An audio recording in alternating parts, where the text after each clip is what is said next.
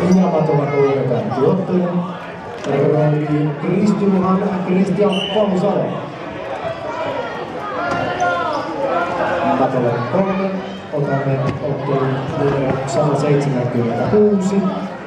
176. Daniel Lehtoranta, Koviniemen Isku ja Taneli Hyvärinen, Hyvinkään Taikulubi.